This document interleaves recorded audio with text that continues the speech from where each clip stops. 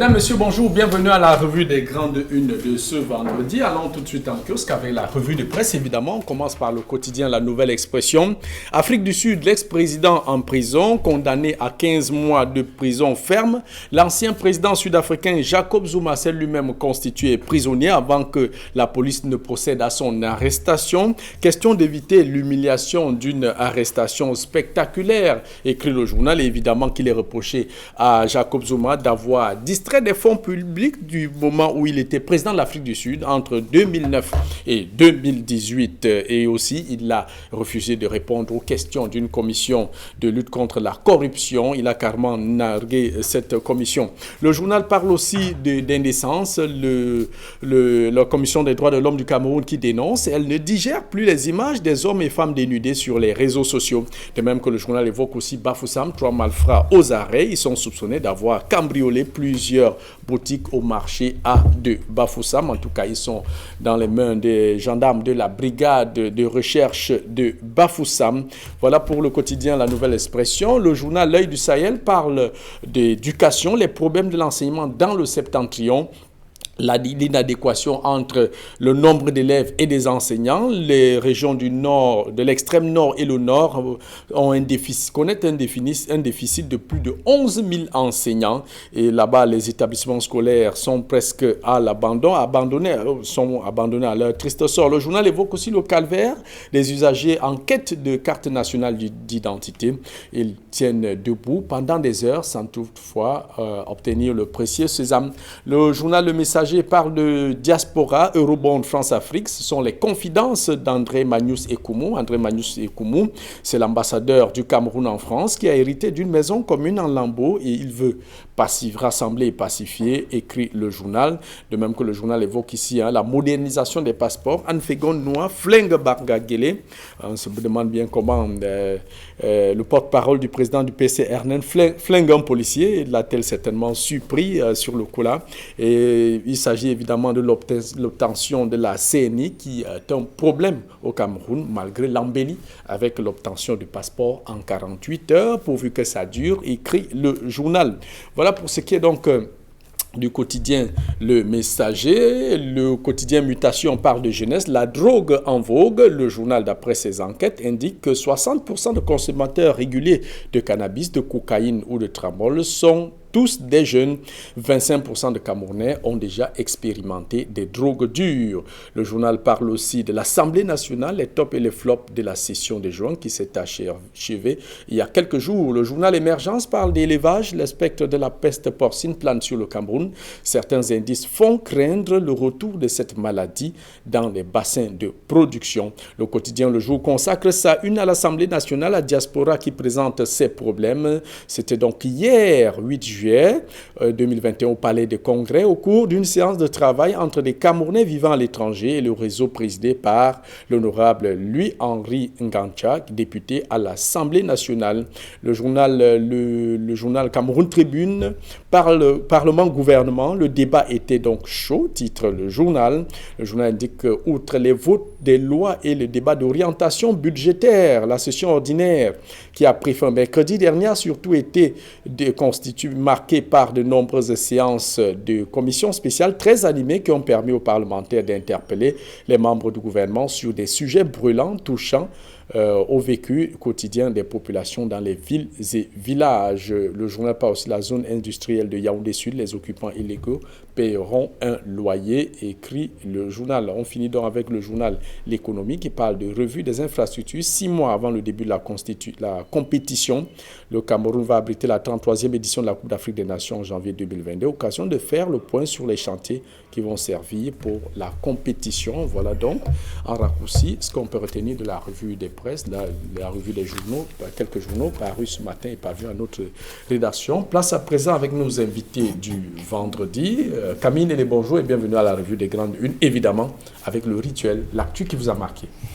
Jean-Paul Chunel, bonjour et bienvenue à la revue des grandes unes. Vous nous avez manqué pendant une semaine. Georges Sémé, bonjour. Je change juste de poste.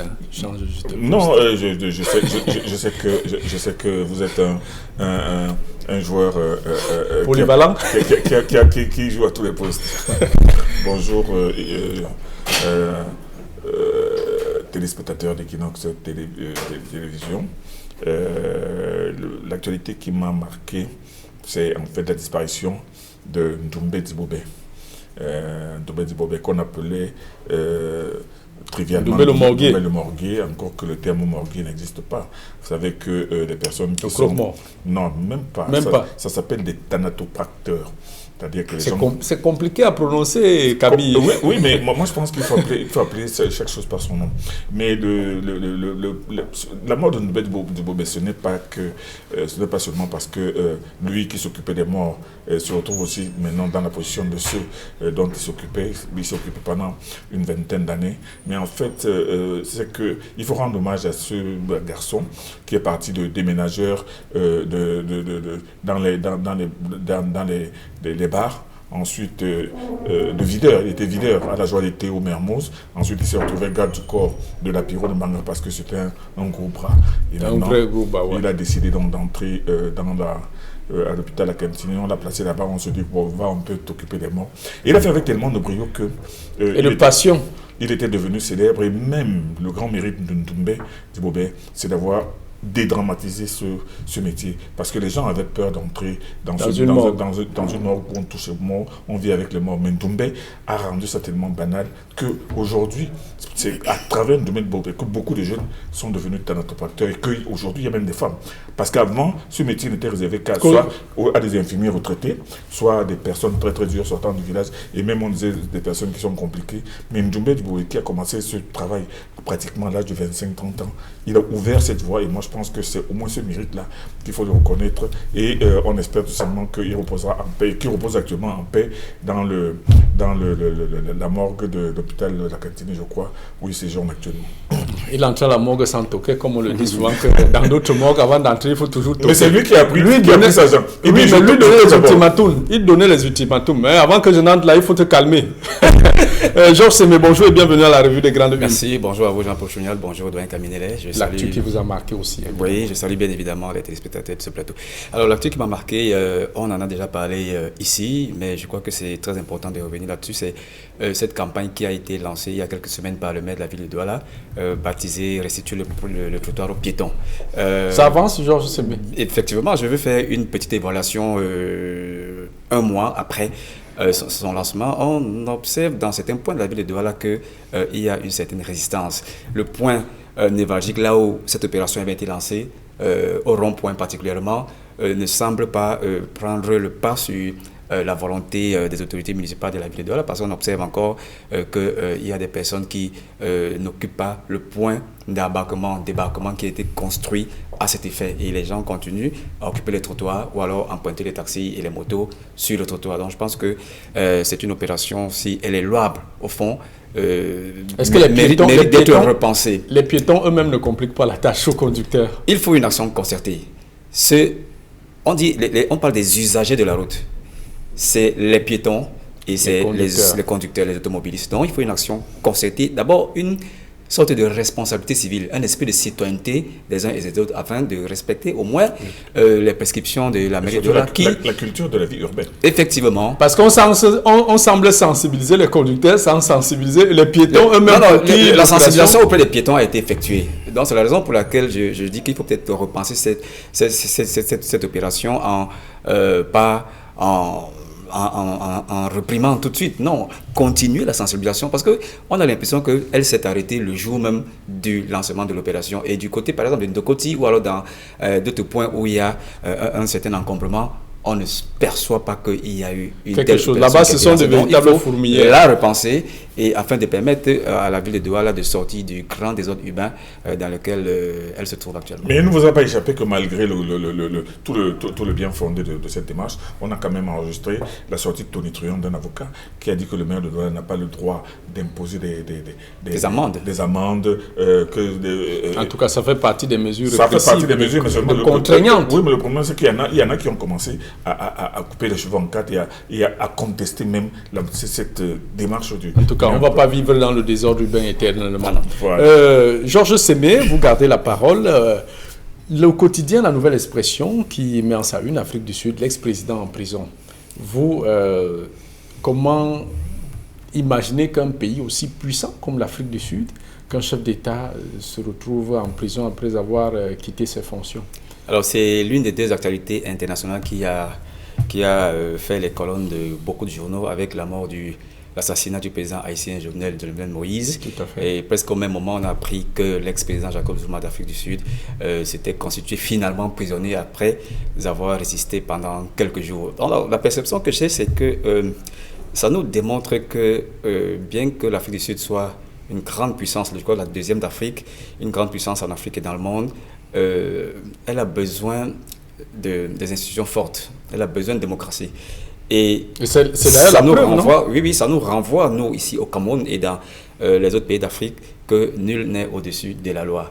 Ça prouve qu'il y a une vitalité de la démocratie dans ce pays, mais également que la justice fait effectivement son travail et qu'elle peut taper sur n'importe qui à tout moment. Donc c'est vrai qu'il s'est constitué prisonnier, mais je crois que c'est d'abord une victoire de la justice qui l'a presque contraint à venir se constituer prisonnier. Et faut-il revenir peut-être sur le contexte qui En tout cas, il a senti que s'il ne s'exécutait pas, il avait les moyens de... Il y avait une petite milice. Il était conforté par une petite milice qui avait dressé une sorte de barricade devant son domicile en disant que le soutien ne devrait pas être arrêté. Mais je crois qu'à la fin, il s'est rendu à l'évidence que on ne peut pas être au-dessus de la loi. Et on n'est pas encore dans le fond même de l'affaire pour lequel il s'est constitué prisonnier aujourd'hui parce que il est taxé d'avoir puisé dans les caisses les actes de corruption, les détournements de fonds publics. Mais il y a des témoignages.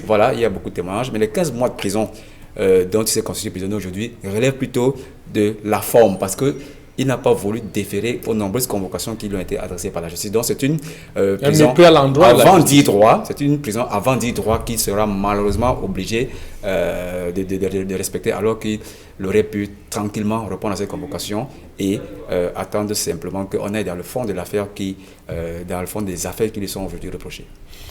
Camille Néléan, il faut signaler que Jacob Zuma, le milieu carcéral n'est pas quelque chose de nouveau pour lui.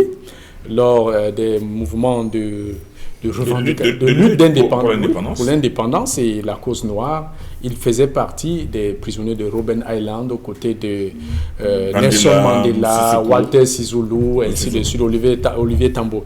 Alors, comment comprendre que ceux qui ont lutté, comme Jacob Zuma, qui ont lutté pour l'avènement d'une société juste, se retrouvent, et surtout dans un pays où les Noirs souffraient énormément, se retrouvent à prendre la fortune publique tout pour lui seul, et que la justice, les institutions pour lesquelles il a participé à mettre en place et qu'il se dresse contre ces institutions ne veut pas déférer ou alors respecter la chose publique. Il faut tout simplement dire que le contexte a évolué et au moment où il luttait pour l'indépendance, c'était face à l'apartheid, ce système inhumain qui était instauré par les Blancs contre les Noirs, où les Blancs étaient complètement au bas de l'échelle.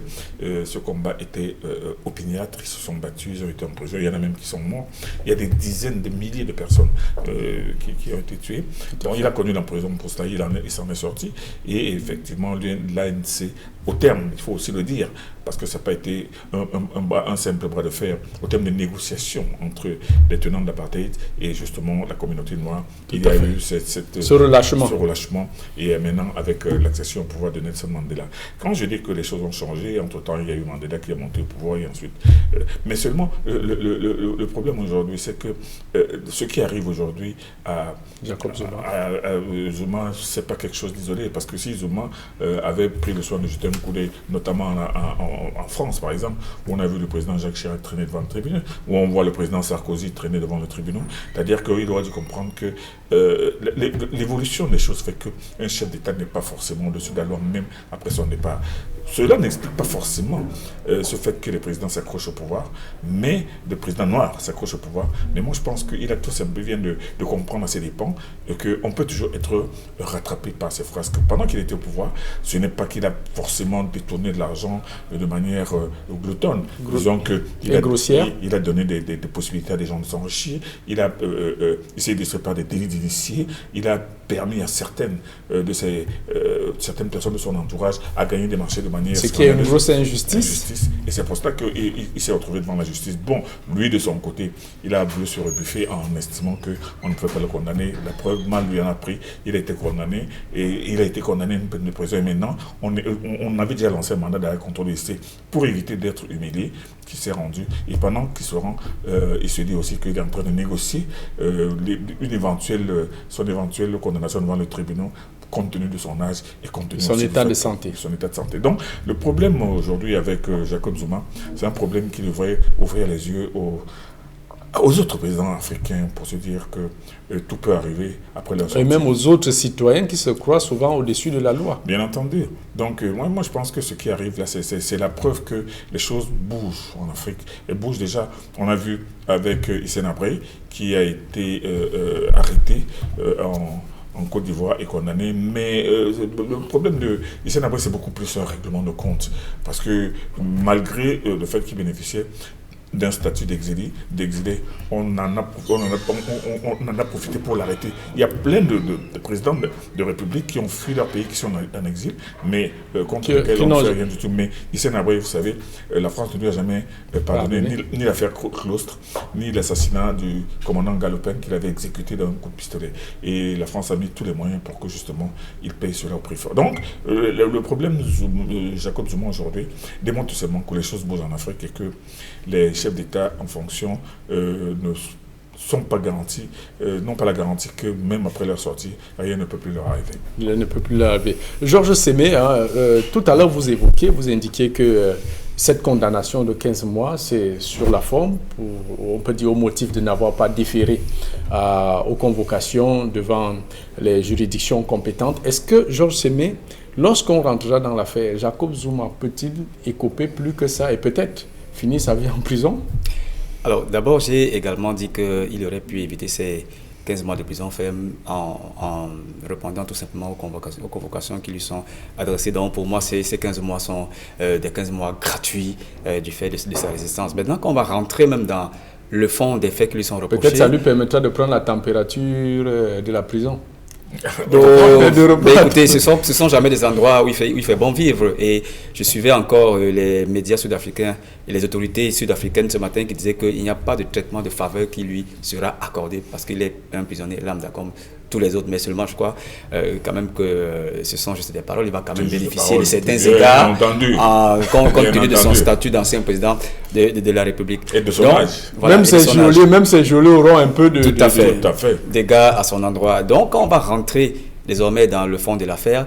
Bien évidemment, il est investi de certains droits conformément au présumé innocent. Parce qu'il est encore présumé innocent.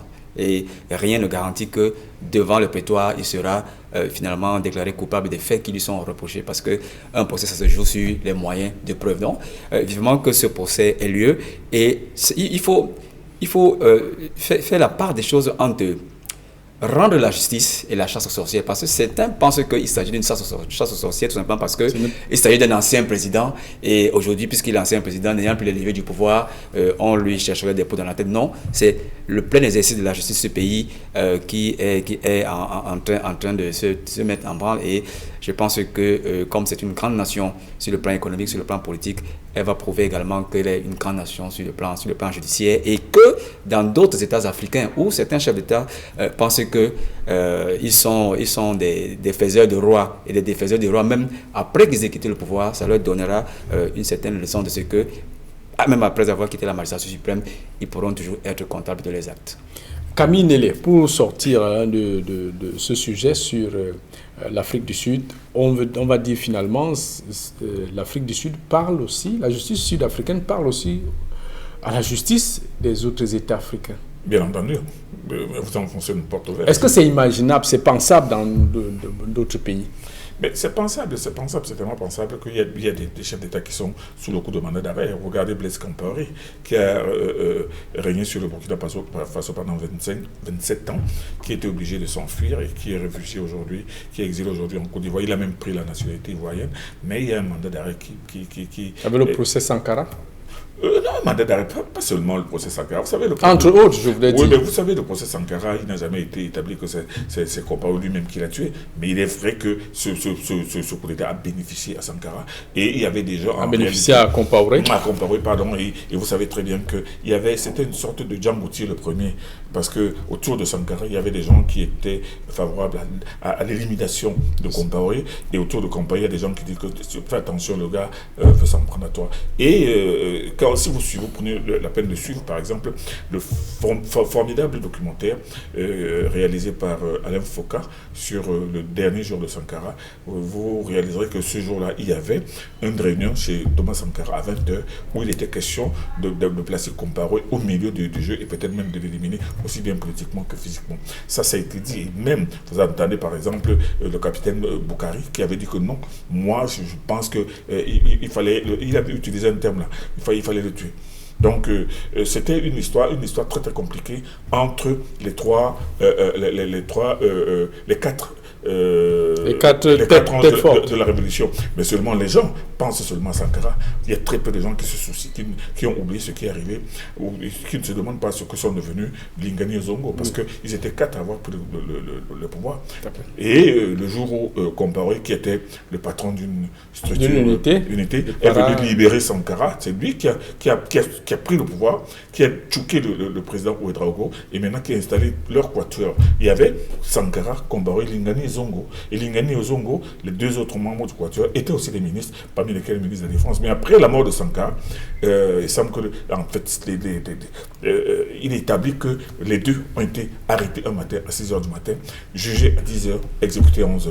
Quand Compaoré, lui, président de la République, était en voyage en Chine.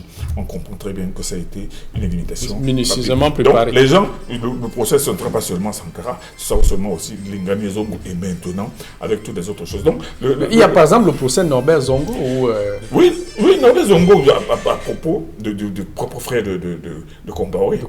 Donc, il y a plein de procès pour lesquels lui, Blaise Compaoré, est susceptible d'être poursuivi par la justice burkinabé. Donc, ce qu'on veut dire, et par rapport à la question que vous posez, le cas Zuma parle à tous les autres chefs d'État africains aujourd'hui qui sont en place et qui doivent se dire que ce n'est pas parce que je suis là aujourd'hui, je ne suis pas invulnérable. Le jour où je ne serai plus là, qu'est-ce qui pourrait bien arriver? Et ce qui arrive à Zuma aujourd'hui, qui au départ, quand même, n'a pas été un si mauvais président que cela, mais dont on a les preuves que, effectivement, ça n'a pas été joli sur le plan des finances et sur le plan des actes de corruption. Donc aujourd'hui, ça le rattrape. Il y a d'autres chefs d'État qui doivent comprendre que ça peut aussi leur arriver. Ça peut aussi leur arriver. On aurait pu peut-être évoquer, pour mieux encenser ce sujet, le cas de l'Angola. Allez-y. Eduardo dos Santos, voilà, son prédécesseur ne s'est pas directement attaqué à lui, mais a complètement détricoté son système en s'attaquant à ses proches, sa fille notamment, et je crois que... C'est beau frère, c'est vrai. Voilà, et pourtant, c'était son dauphin depuis plusieurs années, mais quand il arrive au pouvoir, il a complètement détricoté le système Eduardo dos Santos. Mais je crois que c'est une très belle image de notre justice, de notre droit et de la démocratie africaine aujourd'hui. Vivement que les autres pays s'inspirent un peu de ces cas qui font aujourd'hui honneur à l'Afrique. Pour renforcer le pouvoir judiciaire et l'indépendance du pouvoir judiciaire par rapport à l'exécutif.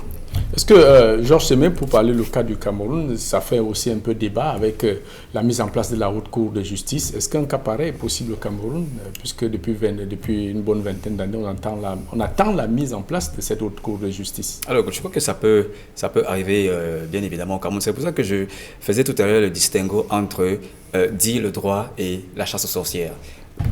Ce n'est pas forcément que celui qui va vous remplacer aujourd'hui va vous chercher des pots sur la tête tout simplement parce que... Il faut déjà que vous-même vous ne vous reprochez de rien. Vous êtes un ancien président. Il faut que vous soyez blanc comme neige afin que votre propre justice, la justice qui vous a servi pendant plusieurs années, ne vous soit pas derrière. Donc, il faut démêler les chevaux à ce niveau-là. Les institutions du Cameroun sont encore extrêmement faibles pour qu'on en arrive là. Regardez cet article 66 qui attend son décret d'application. Voilà, décret d'application depuis plusieurs années. Et pourtant, c'est bien inscrit dans notre Constitution. Donc, ça veut dire que nous avons des institutions qui ne permettent pas encore à nos gouvernants de rendre compte lorsqu'ils sont au pouvoir et même après le pouvoir. Et le doyen parlait tout à l'heure de la séparation des pouvoirs entre ces 3 pouvoirs que nous connaissons, judiciaire, le pouvoir exécutif, et législatif et judiciaire, qui en réalité n'est que livresque, ce n'est que dans les Écritures qu'il y a cette séparation du pouvoir. Et pour qu'on en arrive à ce que les anciens dirigeants ou les dirigeants rendent gorge, il faut bien évidemment qu'il y ait une séparation réelle des pouvoirs. Et je pense que à ce niveau, le Cameroun n'est pas encore tout à fait prêt pour demander des comptes à leurs dirigeants. Il est en voie. Bon, progressivement, c'est même inscrit dans la Constitution. Bon, dans tous les cas, nous avons pratiquement épuisé tout le temps. On va évoquer un autre sujet, le cas de l'assassinat du président haïtien. Camille Nelly, comment comprendre qu'un chef d'État dans sa résidence privée et qu'un commando arrive, l'exécute comme un vulgaire ou un citoyen lambda? C'est un cas suspect, c'est un cas qui n'a pas fini de durer tous ces dessous. Et moi, je pense que c'est dans les jours qui vont suivre qu'on va comprendre comment un chef d'État peut être attaqué dans sa propre maison sans qu'il y ait au moins une garde à rapprocher qui soit là pour assurer sa protection. Et que les gens, on parle de personnes qui ont été tuées, qu'on parle de 2 ou 3 mercenaires. C'est-à-dire que c'est une affaire qui est encore floue. Qui peut avoir intérêt à venir tuer un président de la République et à partir? Quels ont été les objectifs? Ça n'a pas été pour le renverser dans le dessein de renverser et de prendre le pouvoir à la place. On est venu, on l'a tué, on est parti. Il faut dire que Haïti est une république qui est dans les turbulences depuis plus de 50 ans.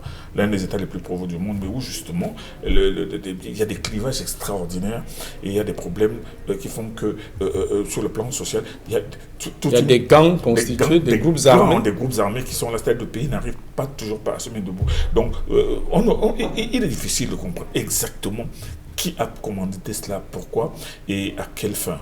Mais on a tous été surpris de constater que le Premier ministre, qui était d'ailleurs sortant, parce qu'il venait d'être remplacé par notre Premier ministre qui n'a même pas pris fonction, a repris les choses en main et a continué et est en train d'essayer de remettre des choses. Contrairement au cas, par exemple, du Tchad, où on a vu qu'après la mort du président Déby, son fils a repris les choses et les choses ne sont peut-être pas reparties comme en l'an 40, mais on a vu que ça a été dans le sens de maintenir le pays debout et le système debout. Mais à Haïti, il n'y avait pas de système, puisque lui-même, ce président, était fort décrié depuis un certain temps. Et on se demande exactement à quoi rime ce meurtre inexplicable, qui l'a fait, qui l'a commandité, et maintenant, pour aboutir à quoi? La question reste posée. Oui, Georges Semé. C'est un scénario absolument inédit, et il en ressort 2 points d'ordre. Le premier, c'est que il y a eu un assassinat qui n'a pas abouti à une prise de pouvoir. Voilà. Le second, c'est que parmi ceux qui sont décédés ou blessés, il n'y a aucun membre de la garde rapprochée du président. On se demande même s'il y avait une garde. C'est absolument incroyable. Parce qu'on a dit ça dans sa résidence privée, je crois. Effectivement, jusque dans sa chambre, s'il vous plaît. Donc c'est absolument incroyable. Il a quand même reçu 12 balles. À la 2e balle, son service de sécurité aurait peut-être déjà été en alerte pour venir le secourir. Mais de ça, il n'en a rien été. Donc, est-ce qu'il s'agit véritablement d'un coup d'État ou alors d'un crime crapuleux? Moi, je penche plutôt sur la seconde thèse. Il s'agit certainement d'un règlement de compte ou d'un crime crapuleux, parce qu'on ne peut pas parler de coup d'État. Sinon, un crime crapuleux, à quoi aurait servi son décès? À quoi aurait servi son décès, puisque ceux qui ont effectué la base de manœuvre n'ont pas pu le pouvoir, etc. Donc, je crois qu'il y a des zones d'ombre à élucider et les États-Unis qui ont soutenu le pouvoir de Jovenel Moïse aujourd'hui devraient certainement se prononcer là-dessus, comme l'Organisation des Nations Unies, le Conseil de sécurité, qui a, je crois, tenu une réunion hier sur la question. Mais seulement, on nous annonce au même moment que une partie du commando a été arrêtée, certains membres ont été arrêtés et d'autres ont été tués. Donc, qu'on les cuisine, qu'on essaie d'extraire en eux le plus d'informations qui nous diront effectivement la vérité. Voilà, la vérité sur ce qui s'est effectivement passé. Tué par des mercenaires qui, après l'avoir tué, sont repartis. Un commando de 26 personnes qui, dit-on, résidait même sur le territoire haïtien et qui serait composé d'Espagnols. Donc, il y a tellement de zones d'ombre qu'il serait tout à fait normal que cette affaire ne se limite pas en Haïti, mais que la communauté internationale s'y penche afin d'avoir toute la clarté. Est-ce que ça ne montre pas aussi la fébrilité ou alors la fragilité du pouvoir, la sécurité en Haïti? Mais bien entendu, non, mais vous savez, le pouvoir à Haïti, c'est un pouvoir qui est instable depuis toujours. Ceux qui arrivent au pouvoir, d'une manière ou d'une autre, sont exposés. Il y en a beaucoup qui sont morts, il y en a aussi beaucoup qui ont été obligés d'abandonner. Mais c'est un pays, on dirait que ce pays a besoin de ce vaudou qui est sa religion pour être complètement exorcisé, parce que ce pays, on ne comprend pas. Un véritable prototype d'un petit Far West, Haïti. Mesdames, Messieurs, c'était tout pour cette édition de la revue des Grandes Unes. Restez scotchés sur les programmes d'Equinox Télévision qui continue avec 10-12 le Zénith qui démarre dans quelques instants.